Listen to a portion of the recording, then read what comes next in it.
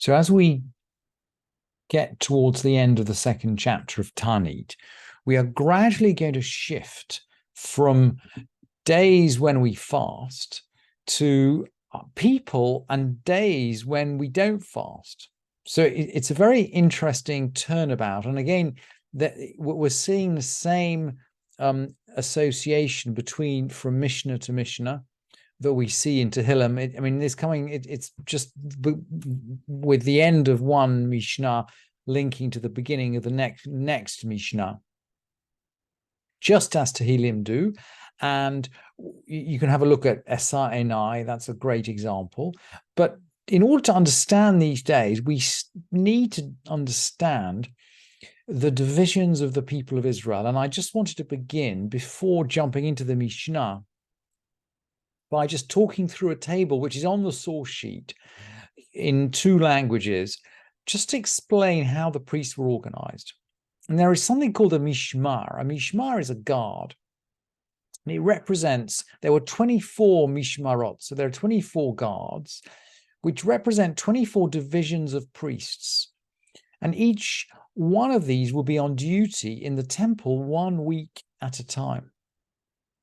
So if you would be part of a mishmar, a part of a guard, if you were a Kohen, and then you go to Jerusalem for 1 week to carry out the temple service. Now, they didn't need everybody in the mishmar on every day of the week. So the mishmar itself, the guard, was split into 6, or some people would say 7 groups, each, and called Anshei Beit Av, a father's house. So these are family groups, but they can't have been exact families because somehow they managed to make it work out so that each mishmar, each guard, was split into exactly 6. So they exactly 6 family groups. And a family group would serve in the temple for 1 day. And on Shabbat, everybody would serve. Or perhaps there were 7 Anshei, 7 fathers' house, 7 divisions of father's house. We're not, whether there were 6 or 7 groups, we're not quite sure. The sources give different opinions. But the point is that the Kohanim was split into 24 mishmarot, and then each mishmar was split into 6 or 7 family groups. And then in parallel with the mishmarot, with the 24 guards, were 24 ma'amads. Ma'amad means standing up. It refers to standing over the sacrifice. And the people of Israel participated in the sacrifice in some way. So 24 divisions of local people were attached to the 24 guards of priests. And so when the Kohanim went up to Jerusalem to serve, the Israelites who were attached to them would, well, we already learned in the Mishnah of Megillah that they, for example, would read from Sefer Bereshit on the 6 days. That they'd read the story of the 6 days of creation on the days that the 6 family groups served in the temple. So we got these 3 groups, and the Rambam tells us that they were lenient on them with regard to the fast, and these are the priests on duty in the temple, because of the temple service, in order that their bodies shouldn't be weak, because they're running around lifting and carrying and pushing and shoving, and they're doing all the work of the temple. It's hard work. And because they're doing the work of the temple, they don't fast. Now, if that's understood, we can now understand the Mishnah. Let's jump in at the 6th Mishnah of the 2nd chapter.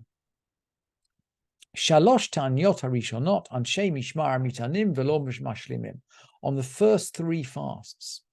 So these are the first 3 fasts after we get failure of rain.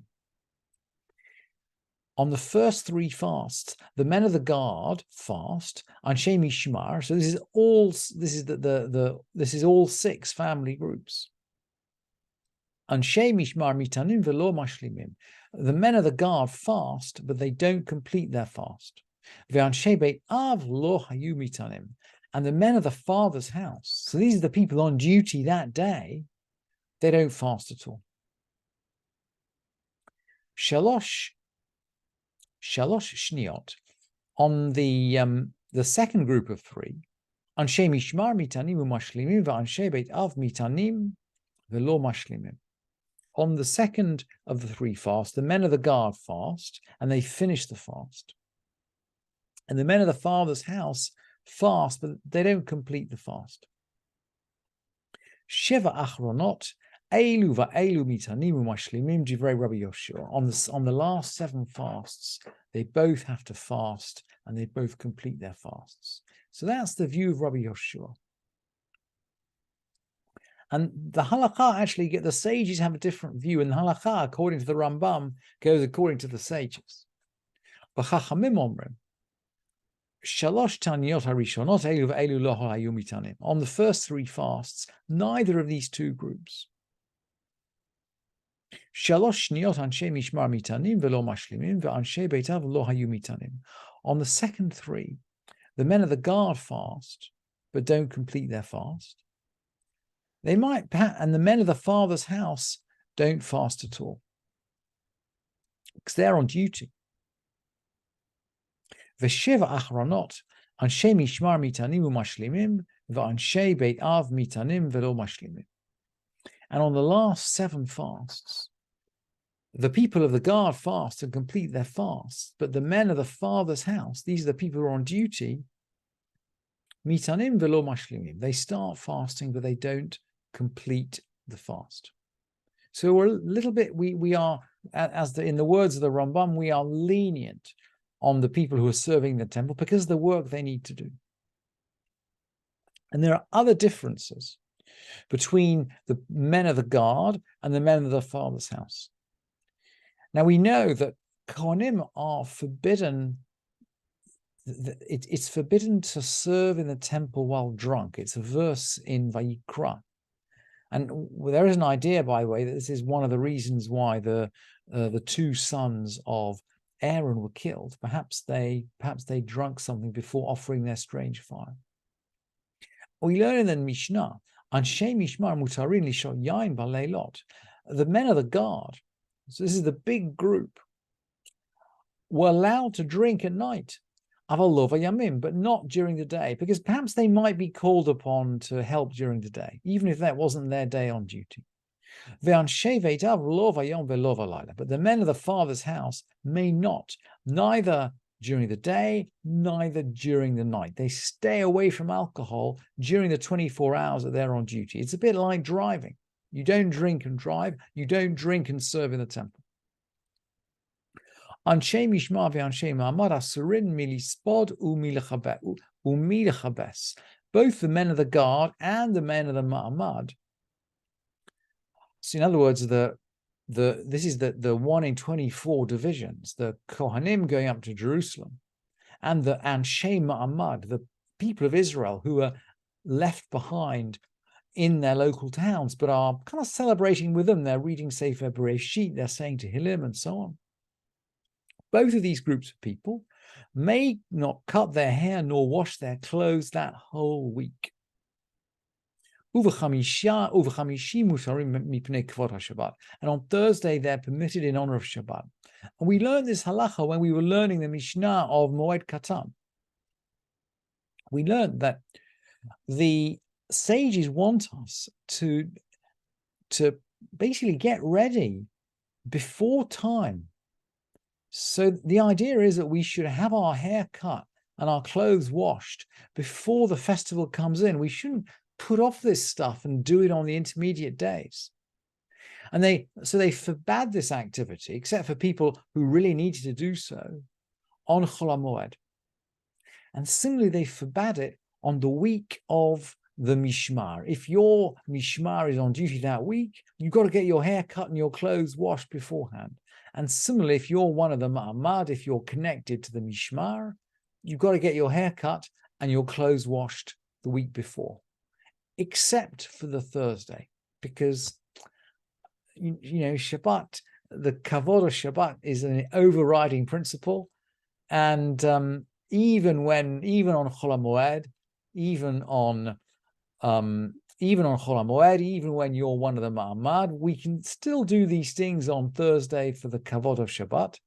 And we'll see in a minute that what we saw already, for example, that shops are open on Thursday for the Kavod of Shabbat, even though generally they're shut on a Thursday that's a fast day.